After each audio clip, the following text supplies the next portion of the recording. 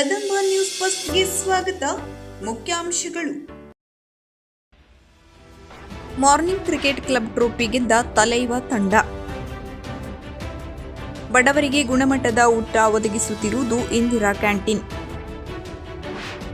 ಕಳೆದ 3 ವರ್ಷಗಳಿಂದ ತಲೆಮರೆಸಿಕೊಂಡಿದ್ದ ಆರೋಪಿಯನ್ನು ಬಂಧಿಸಿದ ಸಿದ್ದಾಪುರ ಪೊಲೀಸರು. ಮರಕ್ಕೆ ಡಿಕ್ಕಿ ಹೊಡೆದ ಕಾರು ಚಾಲಕ ಸ್ಥಳದಲ್ಲೇ ಸಾವು, ಇಬ್ಬರಿಗೆ ಗಂಭೀರ ಗಾಯ. ಪುರಸಭೆ ಕಚೇರಿಗೆ ಭೇಟಿ ನೀಡಿ ಪ್ರಗತಿಯಲ್ಲಿರುವ ಕೆಲಸಗಳನ್ನು ಶಾಸಕ ದಿನಕರ್ ಶೆಟ್ಟಿ ಅವರು ಪರಿಶೀಲನೆ ನಡೆಸಿದರು. ಕಾಂಚಿಯ ಪರಮ ಪೂಜ್ಯ ಶ್ರೀ ಶ್ರೀ ಚಂದ್ರಶೇಖರೇಂದ್ರ ಸರಸ್ವತಿ ಮಹಾಸ್ವಾಮಿಗಳವರ 32ನೇ ಆರಾಧನಾ ಮಹೋತ್ಸವ. ಪತ್ರಕರ್ತರ ವಿವಿಧ ಬೇಡಿಕೆಗಳ ಈಡೇರಿಕೆಗೆ ಸರ್ಕಾರ ಬದ್ಧ, ಸಚಿವ ಮುನಿಯಪ್ಪ ಭರವಸೆ. ಗಾಂಜಾ ಸೇವನೆ, ಇಬ್ಬರ ಬಂಧನ. ಅರಣ್ಯವಾಸಿಗಳ ಮನೆ ಮನೆಗೂ ಕಾನೂನು ಅನುಷ್ಠಾನಕ್ಕೆ ಹೋರಾಟ ವಿನಃ ಹೊಸ ಕಾನೂನಿಗಿಲ್ಲ. ರವೀಂದ್ರ ನಾಯ್ಕ್.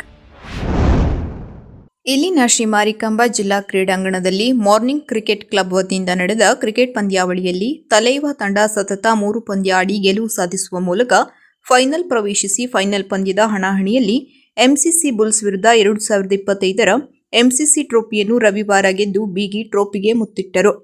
ಎಂಸಿಸಿ ಬುಲ್ಸ್ ಸತತ 3 ಪಂದ್ಯ ಗೆದ್ದು ಡೈರೆಕ್ಟ್ ಫೈನಲ್ ಹಂತಕ್ಕೆ ಆಯ್ಕೆಯಾಗಿತ್ತು. ಫೈನಲ್ ಪಂದ್ಯದಲ್ಲಿ ಅತಿಯಾದ ಆತ್ಮವಿಶ್ವಾಸದಿಂದ ಕಣಕ್ಕಿಳಿದು ಆರಂಭಿಕ ಆಟಗಾರರ ವೈಫಲ್ಯದಿಂದ ನಿಗದಿತ 10 ಓವರ್ನಲ್ಲಿ 85 ರನ್ ಗಳಿಸುವಲ್ಲಿ ಶಕ್ತವಾಯಿತು.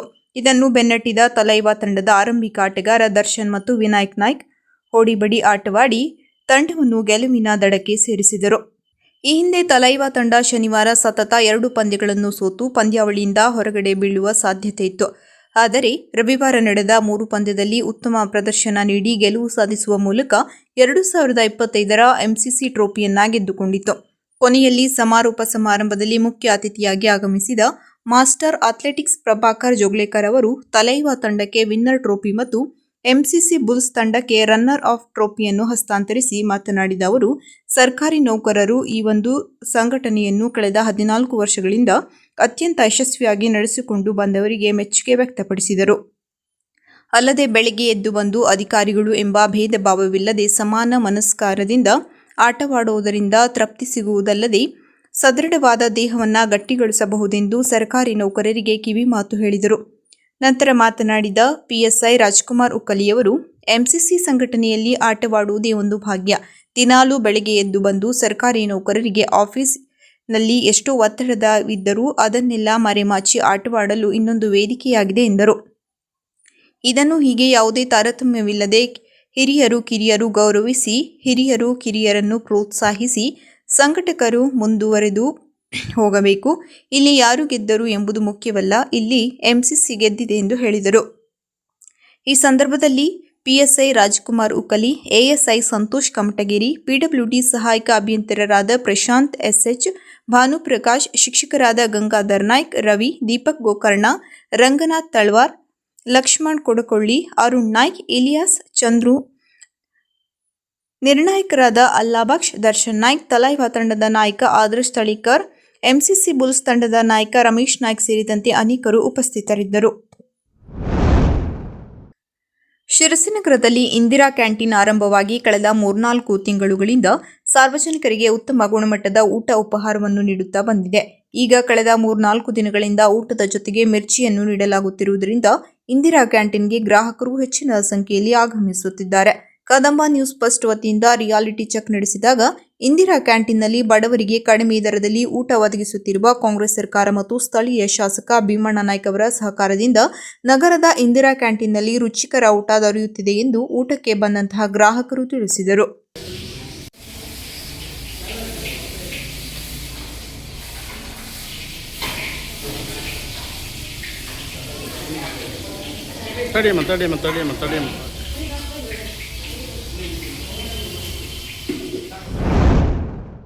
ಸಿದ್ದಾಪುರ ಪೊಲೀಸ್ ಠಾಣೆ 180/2017 500 450 382 ಹಾಗೂ ಮಾನ್ಯ ಜೆಎಂಎಫ್ಸಿ ನ್ಯಾಯಾಲಯದ ಸಿದ್ದಾಪುರ ಸಿಸಿ ನಂಬರ್ 265/2019 ಇದರಲ್ಲಿ ಆರೋಪಿತನಾದ ಹರ್ಷವರ್ಧನ್ ಎಚ್ವಿ, ತಂದೆ ವೆಂಕಟೇಶ್, ವಯಸ್ಸು 29 ವರ್ಷ, ಎಚ್ಡಿ ದೇವೇಗೌಡ ನಗರ, ಹಾಸನ ಈತನು ಪ್ರಕರಣ ದಾಖಲಾದ ನಂತರ ನ್ಯಾಯಾಲಯದಿಂದ ಜಾಮೀನು ಪಡೆದುಕೊಂಡು ಹೋದವನು ನ್ಯಾಯಾಲಯಕ್ಕೆ ವಿಚಾರಣೆಯ ಕಾಲಕ್ಕೆ ಹಾಜರಾಗದೆ ಕಳೆದ 3 ವರ್ಷಗಳಿಂದ ತಲೆಮರೆಸಿಕೊಂಡಿದ್ದನು. ನ್ಯಾಯಾಲಯವು 10ಕ್ಕಿಂತ ಹೆಚ್ಚು ಬಾರಿ ವಾರೆಂಟ್ ಹೊರಡಿಸಿದರೂ ಪತ್ತೆಯಾಗಿರಲಿಲ್ಲ.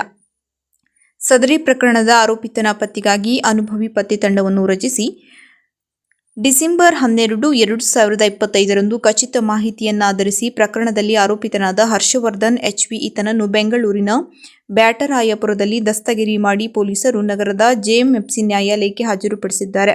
ಸದರಿ ಆರೋಪಿತನ ಪತ್ತೆಗೆ ಮೇಲಾಧಿಕಾರಿಗಳ ಮಾರ್ಗದರ್ಶನದಲ್ಲಿ ಪೊಲೀಸ್ ನಿರೀಕ್ಷಕರಾದ ಜೆಬಿ ಸೀತಾರಾಮರ ನೇತೃತ್ವದಲ್ಲಿ ಪಿಎಸ್ಐಗಳಾದ ಶಾಂತಿನಾಥ್ ಕೆ ಪಾಸಾನೆ, ಶ್ರೀಮತಿ ಗೀತಾ ಶಿರ್ಸಿಕರ್, ಸಿಬ್ಬಂದಿಗಳಾದ ಚೇತನ್ ಕುಮಾರ್ ಹರ್ಗೇರಿ, ರಮೇಶ್ ಕುಡಲ್, ಭರತ್ ಕುಮಾರ್ ಭಾಗವಹಿಸಿದ್ದರು. ರಾಮನಗರ ಧಾರವಾಡ ಮಾರ್ಗದ ಮುಂಡವಾಡ ಕ್ರಾಸ್ ಬಳಿ ವ್ಯಾಗನಾರ್ ಕಾರು ಮರಕ್ಕೆ ಡಿಕ್ಕಿ ಹೊಡೆದ ಪರಿಣಾಮ ಅಪಘಾತದಲ್ಲಿ ಒಬ್ಬರು ಮೃತಪಟ್ಟಿದ್ದಾರೆ. ಅಬ್ದುಲ್ ಖಾದರ್ ಮೃತಪಟ್ಟವರು. ಗೋವಾ ಪಣಜಿಯಿಂದ ಆಳನಾವರ ಕಡೆಗೆ ಸಾಗುತ್ತಿದ್ದ ಕಾರು ಚಾಲಕನ ನಿಯಂತ್ರಣ ತಪ್ಪಿ ರಸ್ತೆ ಬದಿಯ ಮರಕ್ಕೆ ಡಿಕ್ಕಿ ಹೊಡೆದಿದೆ. ಅಪಘಾತದ ತೀವ್ರತೆಗೆ ಕಾರು ನುಜ್ಜುಗುಜ್ಜಾಗಿದೆ. ಕಾರು ಚಾಲಕ ಅಬ್ದುಲ್ ಖಾದರ್ ಸ್ಥಳದಲ್ಲಿ ಮೃತಪಟ್ಟಿದ್ದಾರೆ. ಕಾರಿನಲ್ಲಿ ದಾದು ಹಾಗೂ ಹೀನಾ ಕೌಸರ್ ಗಂಭೀರವಾಗಿ ಗಾಯಗೊಂಡಿದ್ದಾರೆ. ಗಾಯಾಳುಗಳಿಗೆ ರಾಮನಗರ ಸರ್ಕಾರಿ ಆಸ್ಪತ್ರೆಯಲ್ಲಿ ಪ್ರಾಥಮಿಕ ಚಿಕಿತ್ಸೆ ನೀಡಲಾಗಿದ್ದು, ಹೆಚ್ಚಿನ ಚಿಕಿತ್ಸೆಗೆ ಬೆಳಗಾವಿಗೆ ರವಾನಿಸಲಾಗಿದೆ. ಘಟನಾ ಸ್ಥಳಕ್ಕೆ ಖಾನಾಪುರ ಪೊಲೀಸರು ಭೇಟಿ ನೀಡಿ ಪರಿಶೀಲನೆ ನಡೆಸಿ ಪ್ರಕರಣ ದಾಖಲಿಸಿಕೊಂಡು ಮುಂದಿನ ತನಿಖೆ ಕೈಗೊಂಡಿದ್ದಾರೆ. ಡಿಸೆಂಬರ್ 15ರಂದು ಪಟ್ಟಣದ ಪುರಸಭೆ ಕಚೇರಿಗೆ ಭೇಟಿ ನೀಡಿದ ಶಾಸಕ ದಿನಕರ್ ಶೆಟ್ಟಿಯವರು ಪ್ರಗತಿಯಲ್ಲಿರುವ ಕೆಲಸವನ್ನು ಸೋಮವಾರ ಪರಿಶೀಲನೆ ನಡೆಸಿದರು. ನಂತರ ಕಚೇರಿಗೆ ಕೆಲಸಕ್ಕಾಗಿ ಬಂದಿದ್ದ ಸಾರ್ವಜನಿಕರೊಂದಿಗೆ ಮಾತುಕತೆ ನಡೆಸಿ ಅವರ ಸಮಸ್ಯೆಗಳು ಹಾಗೂ ಅಗತ್ಯತೆ ಕುರಿತು ಮಾಹಿತಿ ಪಡೆದು ಸಾರ್ವಜನಿಕರ ಕೆಲಸಗಳನ್ನು ವಿಳಂಬ ಮಾಡದೆ ನಿಷ್ಠೆಯಿಂದ ಕರ್ತವ್ಯ ನಿರ್ವಹಿಸುವಂತೆ ಅಧಿಕಾರಿಗಳಿಗೆ ಸೂಚನೆ ನೀಡಿದರು. ಅಲ್ಲದೆ ಕಚೇರಿಯಲ್ಲಿ ಶಿಸ್ತು ಮತ್ತು ಪಾರದರ್ಶಕತೆಯನ್ನು ಕಡ್ಡಾಯವಾಗಿ ಪಾಲಿಸುವಂತೆ ಅಧಿಕಾರಿಗಳಿಗೆ ಕಟ್ಟುನಿಟ್ಟಿನ ನಿರ್ದೇಶನ ನೀಡಿದರು. ಈ ಸಂದರ್ಭದಲ್ಲಿ ಅಧಿಕಾರಿಗಳು, ಸಿಬ್ಬಂದಿಗಳು ಮತ್ತು ಸಾರ್ವಜನಿಕರು ಸೇರಿದಂತೆ ಅನೇಕರು ಉಪಸ್ಥಿತರಿದ್ದರು. ಕಾಂಚಿಯ ಪರಮಪೂಜ್ಯ ಶ್ರೀ ಶ್ರೀ ಚಂದ್ರಶೇಖರೇಂದ್ರ ಸರಸ್ವತಿ ಮಹಾಸ್ವಾಮಿಗಳವರ 32ನೇ ಆರಾಧನಾ ಮಹೋತ್ಸವದ ಪಾವನ ಪರ್ವದಲ್ಲಿ ಸ್ವರ್ಣವಲ್ಲಿ ಮಹಾಸಂಸ್ಥಾನದ ಕಿರಿಯ ಸ್ವಾಮೀಜಿ ಶ್ರೀ ಆನಂದಬೋಧೇಂದ್ರ ಸರಸ್ವತಿ ಮಹಾಸ್ವಾಮಿಗಳು ಸ್ವರಚಿತ ಶ್ರೀ ಕಾಮಾಕ್ಷಿ ನವರತ್ನ ಮಾಲಿಕಾ ಸ್ತೋತ್ರವನ್ನು ಶ್ರೀ ಕಾಂಚಿ ಕಾಮಕೋಟಿ ಪೀಠದ ಉಭಯ ಮಹಾಸ್ವಾಮಿಗಳವರ ಸಮ್ಮುಖದಲ್ಲಿ ಪರಮಾಚಾರ್ಯ ಸನ್ನಿಧಾನಕ್ಕೆ ಸಮರ್ಪಿಸಿದರು. ಈ ವೇಳೆ ಸ್ವರ್ಣವಲ್ಲಿ ಮಠದ ದೊಡ್ಡ ಗುರುಗಳಾದ ಶ್ರೀ ಗಂಗಾಧರೇಂದ್ರ ಸರಸ್ವತಿ ಮಹಾಸ್ವಾಮೀಜಿ ಸಾನ್ನಿಧ್ಯ ನೀಡಿದರು. ಕಾರ್ಯನಿರತ ಪತ್ರಕರ್ತರ ಸಂಘಟನೆಯವರು ಮುಂದುವರಿಸಿರುವ ಬೇಡಿಕೆಗಳನ್ನು ಸಿಎಂ ಗಮನಕ್ಕೆ ತಂದು ಈಡೇರಿಸಲು ಕ್ರಮ ಜರುಗಿಸುವುದಾಗಿ ಆಹಾರ ಇಲಾಖೆ ಸಚಿವ ಕೆಎಚ್ ಮುನಿಯಪ್ಪ ಭರವಸೆ ಮಾತನ್ನ ನೀಡಿದರು. ಬೆಳಗಾವಿ ವಿಧಾನಸೌಧದ ಎದುರಿಗೆ ಕರ್ನಾಟಕ ಕಾರ್ಯನಿರತ ಪತ್ರಕರ್ತರ ಧ್ವನಿ ಸಂಘಟನೆ ನೇತೃತ್ವದಲ್ಲಿ ಸೋಮವಾರ ಹಮ್ಮಿಕೊಂಡಿದ್ದ ಬೃಹತ್ ಹೋರಾಟದ ಸ್ಥಳಕ್ಕೆ ಆಗಮಿಸಿದ ಸಚಿವ ಕೆಎಚ್ ಮುನಿಯಪ್ಪ ಅವರು ಸಂಘಟನೆಯ ರಾಜ್ಯಾಧ್ಯಕ್ಷ ಬಂಗ್ಲೆ ಮಲ್ಲಿಕಾರ್ಜುನ ಅವರೊಂದಿಗೆ ಮಾತುಕತೆ ನಡೆಸಿದರು. ಕಾನಿಪ ಧ್ವನಿ ರಾಜ್ಯಾಧ್ಯಕ್ಷ ಬಂಗ್ಲೆ ಮಲ್ಲಿಕಾರ್ಜುನ ಮಾತನಾಡಿ, ಪತ್ರಕರ್ತರ ಹಿತರಕ್ಷಣಾ ಕಾಯ್ದೆ ಜಾರಿ, ಗ್ರಾಮೀಣ ಪತ್ರಕರ್ತರಿಗೆ ಜಿಲ್ಲಾ ಮಟ್ಟದಲ್ಲಿ ಸಂಚರಿಸಲು ಜಾರಿಗೊಳಿಸಿರುವ ಉಚಿತ ಬಸ್ ಪಾಸ್ ವಿತರಣೆಗೆ ವಿಧಿಸಿರುವ ಮಾನದಂಡಗಳನ್ನು ಸಡಿಲಿಸುವುದು, ವಾರ್ತಾ ಇಲಾಖೆಯಲ್ಲಿ ಖಾಲಿ ಇರುವ ಸಿಬ್ಬಂದಿ ಭರ್ತಿ, ಟೋಲ್ ನಾಕಾದಲ್ಲಿ ಪತ್ರಕರ್ತರಿಗೆ ಉಚಿತವಾಗಿ ಸಂಚರಿಸಲು ಅವಕಾಶ ಕಲ್ಪಿಸುವುದು ಸೇರಿದಂತೆ ಹಲವು ಬೇಡಿಕೆಗಳ ಈಡೇರಿಸುವಂತೆ ಒತ್ತಾಯಿಸಿದರು. ಮನವಿ ಸ್ವೀಕರಿಸಿದ ಸಚಿವ ಕೆಎಚ್ ಮುನಿಯಪ್ಪ ಮಾತನಾಡಿ, ಸಿಎಂ ಸಿದ್ದರಾಮಯ್ಯನವರ ಸೂಚನೆ ಮೇರೆಗೆ ನಾನು ಮನವಿ ಸ್ವೀಕರಿಸಲು ಬದ್ಧನಿದ್ದೇನೆ. ನಿಮ್ಮ ಬೇಡಿಕೆಗಳು ನ್ಯಾಯಯುತವಾಗಿದ್ದು ಸಂಬಂಧಿಸಿದ ಸಚಿವರ ಹಾಗೂ ಅಧಿಕಾರಿಗಳ ಗಮನಕ್ಕೆ ಖುದ್ದಾಗಿ ತಂದು ಈಡೇರಿಸಲು ಕ್ರಮ ಕೈಗೊಳ್ಳುವ ಭರವಸೆ ನೀಡಿದರು. ಇದೇ ಸಂದರ್ಭದಲ್ಲಿ ಸಚಿವರಾದ ಮುನಿಯಪ್ಪನವರಿಗೆ ಕಾನಿಪ ಧ್ವನಿ ರಾಜ್ಯಾಧ್ಯಕ್ಷರಾದ ಬಂಗ್ಲೆ ಮಲ್ಲಿಕಾರ್ಜುನರವರು ಪ್ರತಿಕ್ರಿಯಿಸಿ, ಒಂದು ವೇಳೆ ನಾಡಿನ ಪತ್ರಕರ್ತರ ಮೂಲ ಬೇಡಿಕೆಗಳ ಕುರಿತಂತೆ ಸರ್ಕಾರ ಉದಾಸೀನ ತೋರಿದೆಯಾದಲ್ಲಿ ಕಾನಿಪ ಧ್ವನಿ ವತಿಯಿಂದ ಸರ್ಕಾರಕ್ಕೆ ರಿಟ್ ಪಿಟಿಷನ್ ಹೈಕೋರ್ಟ್ನಲ್ಲಿ ದಾಖಲು ಮಾಡುವುದರ ಮುಖಾಂತರ ಸರ್ಕಾರಕ್ಕೆ ಕಾನೂನು ಚಾಟಿ ಖಂಡಿತ ನೀಡಿ ನ್ಯಾಯ ಪಡೆಯಲಿದ್ದೇವೆ ಎಂದು ಆತ್ಮವಿಶ್ವಾಸದ ನುಡಿಗಳನ್ನು ಹೇಳಿದ್ದು ವಿಶೇಷವಾಗಿತ್ತು. ಇದೇ ಸಂದರ್ಭದಲ್ಲಿ ಉತ್ತರ ಕರ್ನಾಟಕ ಅಧ್ಯಕ್ಷರೂ ಆದ ಅಶೋಕ್ ರಾಠೋಡ್, ರಾಜ್ಯ ಕಾರ್ಯಾಧ್ಯಕ್ಷರು ಇರ್ಫಾನ್ ಬಿಳಿಗಿ, ರಾಜ್ಯ ಪದಾಧಿಕಾರಿಗಳಾದ Basavaraj Sirasangi, SS Patil, Jagalur Lakshmanrao, Johnson Gode, M Isak, Manjula B, Vijayapura ಜಿಲ್ಲಾ ಕಾರ್ಯಾಧ್ಯಕ್ಷರು ವೀರೇಶ್ ಮೇಟಿ ನೆಡಗುಂದಿ, ಕಾನಿಪ ಧ್ವನಿ ತಾಲೂಕು ಅಧ್ಯಕ್ಷ ರಾಜಶೇಖರ್ ಹಿರೇಮಠ್, ಮುದ್ದೇಬಿಹಾಳ ಧ್ವನಿ ಸದಸ್ಯ ರವಿ ದಂಡೀನ್ ಮೊದಲಾದವರು ಹಾಜರಿದ್ದರು. ಮಾತಿಗೆ ತಕ್ಕಂಗೆ ಗ್ರಾಮಾಂತರ ಬಸ್ ಪಾಸ್ ಏನಾಯ್ತು, ಇಂಪ್ಲಿಮೆಂಟ್ ಆಯ್ತು ಇವರೊಂದು ಪ್ರಯತ್ನದಿಂದ. ಅದಕ್ಕೆ ಈ ಸಂದರ್ಭದಲ್ಲಿ ಅವರಿಗೆ ಹೃದಯಪೂರ್ವಕವಾಗಿ ಒಂದು ನಮನಗಳ ಸಲ್ಲಿಸ್ತಾ ಇದ್ದೀನಿ. ಇದ್ರ ಜೊತೆಗೆ ಮತ್ತೊಂದು ಮನವಿ, ಬಹಳಷ್ಟು ಬೇಡಿಕೆಗಳಿದಾವೆ. ಪತ್ರಕರ್ತರ ರಕ್ಷಣೆ ಕಾಯ್ದೆ ಜಾರಿ ಆಗ್ಲೇಬೇಕು ಒಂದು. ಎರಡನೇದು, ಇವತ್ತು ಬಸ್ ಪಾಸ್ ಕೊಟ್ಟರು ಸಿದ್ದರಾಮಯ್ಯ ಸರ್ಕಾರ ಕೊಡದ ರೀತಿಯಲ್ಲಿ ಆ ರೀತಿ ಪರಿಸ್ಥಿತಿ ಆಗಿದೆ. ಅದು ಪೂಜೆಗೂ ಇಲ್ಲ, ಉಣ್ಣಕ್ಕೂ ಇಲ್ಲ ರೀತಿಯಾಗಿ ಕಠಿಣ ಮಾನದಂಡ ಹಾಕಿದ್ದಾರೆ. ಮುನಿಯಪ್ಪ ಸರ್ ಅವರಿಗೆ ನಾನು ಮನವಿ ಮಾಡೋದಿಷ್ಟೇ, ಇವತ್ತು ಮಹಿಳೆಯರಿಗೆ ಬರೀ ಆಧಾರ್ ಕೊಟ್ಟರೆ ರಾಜ್ಯ ಪೂರ್ತಿ ಓಡಾಡ್ತಾರೆ, ಸಂತೋಷ. ಇವತ್ತು ನಮಗೇನಿದೆ ಲೈಸೆನ್ಸ್, ಪತ್ರಕರ್ತರಿಗೆ RNI ನಂಬರ್ ಇದೆ, ಲೈಸೆನ್ಸ್ ಇದೆ, ಅದು ತಗೊಳ್ಳಿ. ನಮ್ ಸಂಚಿಕೆ ಬೇಕಾ ತಗೊಳ್ಳಿ, ಅವನು ತಗೊಂಡ್ಬಿಟ್ಟು ಏನಿದೆ ಕೊಡಂತ ವ್ಯವಸ್ಥೆಗೆ ಕೇವಲ 30 ಲಕ್ಷ ಅನ್ನೋದು ಒಂದು ಸಣ್ಣ ಅಮೌಂಟ್ ಸರ್ಕಾರಕ್ಕೆ. ಇವತ್ತು CM ಮನೆಗೆ ಒಂದು ದಿನ ಟೀ ಕಾಫಿಗೆ 12 ಲಕ್ಷ ಖರ್ಚಾಗುತ್ತೆ. ಒಂದು ನಿಮಿಷ ಡಿಮ್ಯಾಂಡ್ ಹೇಳ್ತಾ ಇದ್ದೀನಿ ಸರ್, ಅದನ್ನ ಸರ್ ದಯಮಾಡಿ ಡಿಮ್ಯಾಂಡ್ ಅಲ್ಲ ಸರ್, ಸರ್ಕಾರಕ್ಕೆ ಹೇಳಿದೆ ಗಮನಕ್ಕೆ ತಂದು ಹೇಳಿದ್ರೆ ನೀವು ಅಂತ ನಾನು ಹೇಳ್ತಾ ಇದ್ದೀನಿ ಅಷ್ಟೇ. ಬೇಕೇ ಬೇಕು, ಯಾತಕ್ಕಾಗಿ ಹೋರಾಟ? ಆಯ್ತು, ಇವತ್ತು ಕೇಳಿರಿ ಪತ್ರಕರ್ತರ ಗೋಳನ್ನು ಕೇಳಿರಿ. ಯಾರಪ್ಪ ಕೇಳರು? ದಯಮಾಡಿ ಕೇಳ್ತಾ ಇದ್ರೆ ಇವತ್ತು ಸರ್ಕಾರಕ್ಕೆ ಅವರು ಮುಟ್ಟಿಸ್ತಾರೆ, ಕೂಡ ಮುಟ್ಟಿಸ್ಲೇಬೇಕು. ಒಂದ್ ವೇಳೆ ಮುಟ್ಟಿಸ್ತಾ ಇದ್ರೆ ನಮ್ದು ನಿರಂತರ ಹೋರಾಟ ಇರ್ತದೆ. ಜೊತೆಗೆ ಮುಂದಿನ ತಿಂಗಳಿಂದ ಇವತ್ತು ರಾಜ್ಯ ಸರ್ಕಾರದ ವಿರುದ್ಧ ನಾವೊಂದು ನೋಟಿಸು ಲಾಯರ್ಗಳ ಮುಖಾಂತರ ಕೊಡ್ತೀವಿ ಸಾಹೇಬ್ರೆ. ಅಲ್ಲಿನೂ ಆಗ್ತಾ ಇದ್ರೆ ನಿಮ್ಮ ವಿರುದ್ಧ ರಿಟ್ ಪಿಟಿಷನ್ ಹೈಕೋರ್ಟ್ ಅಲ್ಲಿ ಆಗ್ತೀವಿ ಅಂತ ನಿಮ್ಮ ಮೂಲಕ ಹೇಳ್ತೀವಿ. ಆದಷ್ಟು ಪತ್ರಕರ್ತ ಅಲ್ಲಿವರೆಗೆ ತಗೊಂಡು ಹೋಗಕ್ಕೆ ಅವಕಾಶ ಮಾಡಿಕೊಡಬಾರ್ದು ಅಂತ ಹೇಳ್ತಾ ಸಾಹೇಬ್ರಿಗೆ ಮನವಿ ಮಾಡ್ತಾ ಇದ್ದೀನಿ. ಇದಕ್ಕೊಂದು ರಿಸೀವ್ಟ್ ತಗೊಂಡು ಸಾಹೇಬ್ರು ಏನ್ ಹೇಳ್ತಾರೆ, ಸರ್ಕಾರಕ್ಕೆ ಏನ್ ಮಾಡ್ತಾರೆ ಅದಷ್ಟು ಓದಿಬಿಟ್ಟು ಮುಂದೆ ಅನ್ಸ್ಕೊಳ್ತಾರೆ. ಕಾರ್ಯನಿರತ ಪತ್ರಕರ್ತರ ಧ್ವನಿ ರಾಜ್ಯಾಧ್ಯಕ್ಷರು ಬಂಗ್ಲೆ ಮಲ್ಲಿಕಾರ್ಜುನ ಅವರು, ಕಾರ್ಯಾಧ್ಯಕ್ಷರು ಇರ್ಫಾನ್ ಎಸ್ ಬಿಳಿಗಿಯವರು, ಉಪಾಧ್ಯಕ್ಷರು ಬಸವರಾಜ ಶಿವಸಂಗಿ, SN ಪಾಟೀಲ್ ಅವರು, ಕಾರ್ಯದರ್ಶಿಗಳು ಜಾನಸನ ಗೋಡೆ, M ಇಸಾಕ್, ಫಿರೋಜ್ ಖಾದ್ರಿ, ಖಜಾಂಚಿಗಳು ಮಂಜುಳಾ ಅವರು, ಮಾಧ್ಯಮ ಸಲಹೆಗಾರ ಜಗಳೂರು ಲಕ್ಷ್ಮಣರಾವ್, ಅಟಲ್ ಬೆಳಗಾಂಕರ್, ಕಾನೂನು ಸಲಹೆಗಾರ ಹರೀಶ್ ಗಣಪತಿ ಮತ್ತು K ಯಡಿಗೌಡ, DK ದಾಸರವರು ಮತ್ತು ಕಾರ್ಯಕಾರಿ ಸಮಿತಿ ಸದಸ್ಯರು ಮತ್ತು ಪತ್ರಕರ್ತ ಎಲ್ಲ ಬಂಧುಗಳು, ನಿಮ್ಮ ನೋವನ್ನು ಆಲಿಸಿದ್ದೇನೆ. ನಿಮ್ಮ ಅಧ್ಯಕ್ಷರು ಎಲ್ಲವನ್ನು ಹೇಳಿದ್ದಾರೆ. ನನಗೆ ಮುಖ್ಯಮಂತ್ರಿಗಳು ಹೋಗಿ ಅವರು ಕಷ್ಟಸುಖ ತಿಳ್ಕೊಂಡು ಪತ್ರ ತೆಗೆದುಕೊಂಡು ಬನ್ನಿ ಅಂತ ಹೇಳಿದ್ದಾರೆ. ಈ ಪತ್ರವನ್ನು ತೆಗೆದುಕೊಳ್ಳೋದ್ರ ಜೊತೆಗೆ ನಿಮ್ಮ ಡಿಮ್ಯಾಂಡ್ಸ್ ಅನ್ನು ನನ್ನ ಗಮನಕ್ಕೆ ತಂದಿದ್ದೇನೆ. ನಾನು ಇದನ್ನ ಪ್ರಾಮಾಣಿಕವಾಗಿ ಮುಖ್ಯಮಂತ್ರಿಗಳಿಗೆ ಬರೆಯೋದ್ರ ಜೊತೆಗೆ ನಿಮ್ಮ ಇಲಾಖೆ ಮಂತ್ರಿಗಳು ಕೂಡ ಬರೀತೀನಿ ಮತ್ತು ಮುಖ್ಯಮಂತ್ರಿಗಳ ಖುದ್ದು ನಾನೇ ಭೇಟಿಯಾಗಿ ನಿಮ್ಮ ಕಷ್ಟವನ್ನು ಮನವರಿಕೆ ಮಾಡಿ ನಿಮಗೆ ನ್ಯಾಯ ಕೊಡಿಸೋದಕ್ಕೆ ಪ್ರಾಮಾಣಿಕ ಪ್ರಯತ್ನ ಮಾಡ್ತೀನಿ. ನಮಗೆಲ್ಲ ಒಳ್ಳೆಯದಾಗಲಿ. ನಮಸ್ಕಾರ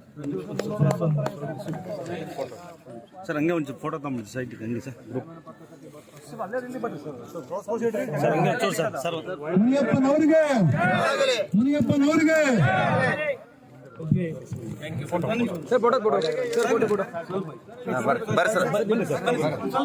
ಸ್ವಲ್ಪ ಹಂಗೆ ಜೂರ ಸ್ವಲ್ಪ ಹಂಗೆ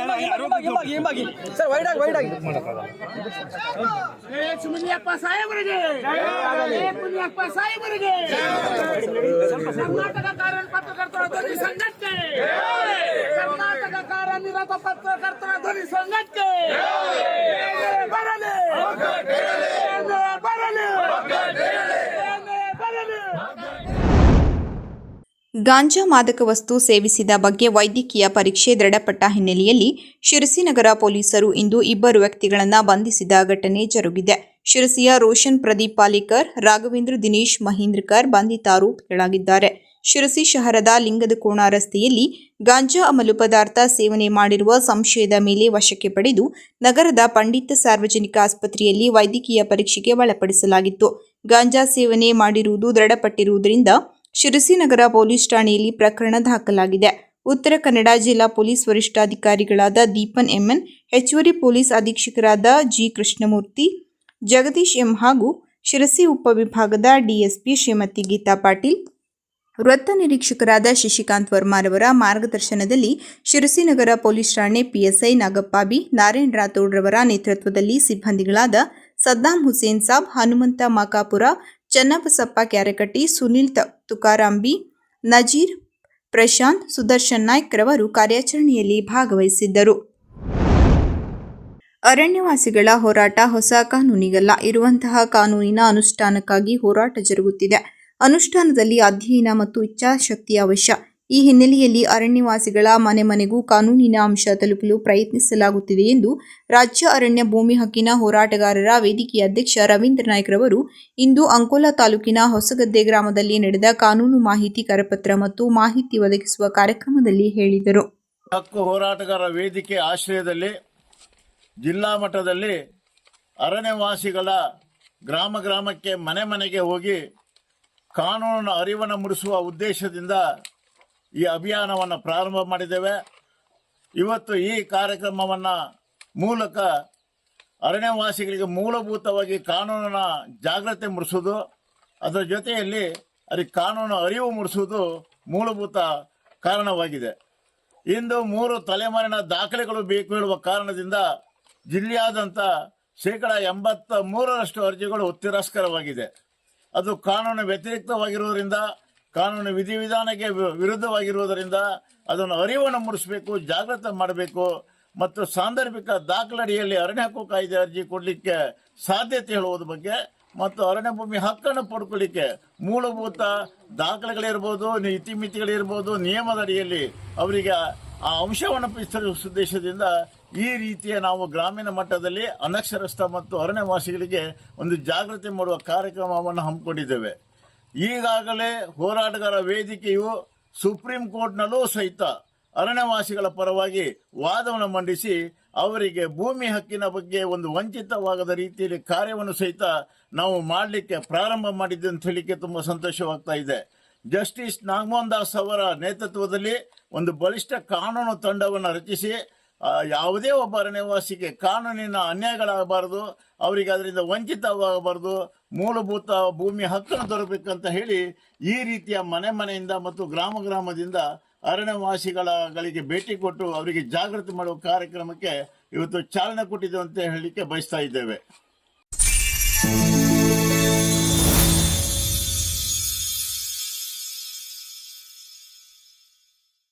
ಕದಂಬ ನ್ಯೂಸ್ ಫಸ್ಟ್, ನಿರ್ಭೀತಿಯಿಂದ ನಿಮ್ಮ ಪರವಾಗಿ.